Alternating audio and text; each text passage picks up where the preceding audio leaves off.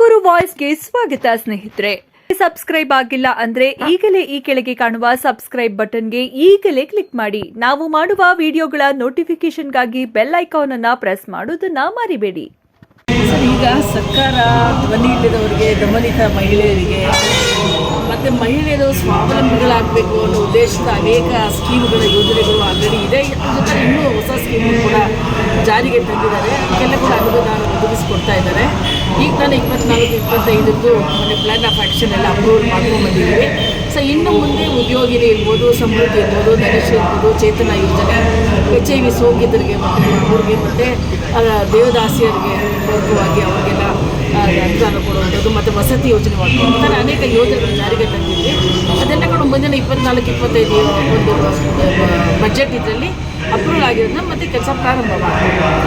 ನಮಗೆ ಅತಿ ಹೆಚ್ಚು ನಮ್ಮ ಪಾವಡ ತಾಲೂಕಿನ ಮಹಿಳೆಯರು ಹೊರಗಡೆ ಹೋಗಿ ದುಡಿತಾವೆ. ಬೆಂಗಳೂರು, ಆಂಧ್ರ ಪ್ರದೇಶಕ್ಕೆಲ್ಲ ಹೋಗ್ತಾರೆ. ಕೈಗಾರಿಕಾ ವಲಯದಲ್ಲಿ ಏನಾದರೂ ಒಂದು ಗಾರ್ಮೆಂಟ್ಸ್ ಕಾರ್ಖಾನೆಗಳು ಪ್ರಾರಂಭ ಮಾಡಿ. ಖಂಡಿತ ನಾನೀಗ ಒಂದು ಒಂದು ವಿಲೇಜ್ಗೆ ಹೋಗಿ ವಿಸಿಟ್ ಮಾಡಿದೆ. ಅಲ್ಲಿ ನೋಡಿದಾಗ ಸುಮಾರು ಒಂದು 25-30 ಜನ ಹೆಣ್ಮಕ್ಳು ಕೆಲಸ ಮಾಡೋದು ಒಂದು ಸಣ್ಣ ಒಂದು ಯೂನಿಟ್ಟು ಭಾಳ ಚೆನ್ನಾಗಿ ಹೂವಿಂದು ಹಾರಗಳು ಮಾಡುವಂಥದ್ದು, ತೋರಣಗಳು ಮಾಡುವಂಥದ್ದು ಅದನ್ನೆಲ್ಲ ನೋಡಿದೆ ನಾನು. ಭಾಳ ಚೆನ್ನಾಗಿ ಅವ್ರಿಗೆ ಫೈನಾನ್ಷಿಯಲ್ ಅಸಿಸ್ಟೆನ್ಸ್ ಬೇಕಾಗಿದೆ. ನಮ್ಮ CDP ಬಂದಿದ್ದಾರೆ, ನಮ್ಮ DIಗಳಿದ್ದಾರೆ. ಸೊ ಅವರು ಕೂಡ ಭಾಳ ಇನಿಷಿಯೇಟ್ ತೊಗೊಂಡು ಪಾಪ ಅವರ ವಿಲೇಜ್ಗೆ ಹೋಗಿ ಅವರೇ ಹುಡುಕೊಂಡು ಅವ್ರ ಅಪ್ಲಿಕೇಶನ್ ತೊಗೊಂಡು ಫಿಲಪ್ ಮಾಡಿ ಅವ್ರಿಗೆ ಲೋನ್ ಸ್ಯಾಂಕ್ಷನ್ ಮಾಡಿಕೊಟ್ಟಿದ್ದಾರೆ. ಆಲ್ರೆಡಿ 3 ಲಕ್ಷ ರೂಪಾಯಿ ಕೊಟ್ಟಿದ್ದಾರೆ, 90,000 ರೂಪಾಯಿ ಸಬ್ಸಿಡಿ ಇದೆ. ಸೊ ಅದನ್ನು ಕೂಡ ಅವ್ರು ತೀರಿಸ್ಕೊಂಡಿದ್ದಾರೆ. ಸೊ ಅದ್ರಲ್ಲಿ ಮತ್ತೊಮ್ಮೆ ಇನ್ನೊಂದು ಸರಿ ಅವ್ರಿಗೆ ಅವಕಾಶ ಮಾಡಿಕೊಟ್ರೆ ಇನ್ನೊಂದು 50 ಜನ ಹೆಣ್ಮಕ್ಳಿಗೆ ಅವ್ರ ಕಾಲ ಮೇಲೆ ನಿಂತ್ಕೊಳ್ಳೋಂಥ ಕಲ್ಪಿಸೋಂಥ ಶಕ್ತಿನ ಖಂಡಿತ ಅವ್ರಿಗೆ ಸಿಗುತ್ತೆ. ಹಾಗಾಗಿ ಅಂಥವ್ರಿಗೆ ಮೊದಲ ಆದ್ಯತೆಗೆ ನಾವು ಕೊಡ್ತೀವಿ. ಇರೋದೇ ಮಹಿಳಾ ಅಭಿವೃದ್ಧಿ ನಿಗಮ ಇರೋದೇ ಹೆಣ್ಮಕ್ಳು ಸ್ವಾವಲಂಬಿಗಳಾಗಬೇಕು ಅಂತ. ಆ ಉದ್ದೇಶನ ಖಂಡಿತ ಆ ಧ್ಯೇಯ ಏನಿದೆ ಅದನ್ನು ಈಡೇರಿಸ್ತೀವಿ. ಈಗ ವಿಶ್ವಕರ್ಮ ಯೋಜನೆಗೆ ಸಂಬಂಧಪಟ್ಟಂತೆ ಜನರಿಗೆ ಟ್ರೈನಿಂಗ್ ಅನ್ನೋದು ಕೊಡ್ತಾ ಇದ್ದಾರೆ. ಜನರಿಗೆ ತಲುಪ್ತಾ ಇದೆಯಾ ಸರಿಯಾಗಿ ಮಾಹಿತಿ ಅನ್ನೋದು? ವಿಶ್ವಕರ್ಮ ಅನ್ನೋದ್ರ ಬಗ್ಗೆ ನಮ್ಗೆ ಗೊತ್ತಿಲ್ಲ.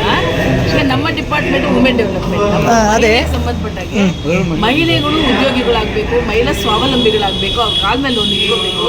ಇವತ್ತು ಪರಿಸ್ಥಿತಿ ಇವತ್ತಿನ ಪರಿಸ್ಥಿತಿ ನಮ್ಮ ದೇಶದಲ್ಲಿ, ರಾಜ್ಯದಲ್ಲಿ, ಎಲ್ಲ ನಗರಗಳಲ್ಲೂ ಕೂಡ ಒಬ್ಬರು ಸಂಪಾದನೆಯಿಂದ ಕುಟುಂಬ ನಡೆಸ್ಕೊಂಡು ಹೋಗೋದು ಭಾಳ ಕಷ್ಟ.